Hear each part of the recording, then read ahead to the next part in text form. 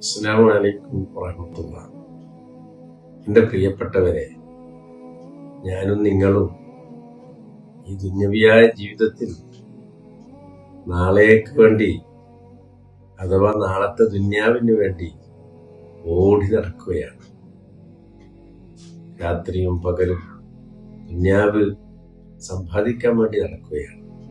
എന്നാൽ നമ്മളെ സൃഷ്ടിച്ച റബ്ബ് നമ്മളോട് പറയുന്നു, ലാ തത്ലുബ് റിസ്ഖ ഗദിൻ ലാ തുലുബു അമല ഗദിൻ.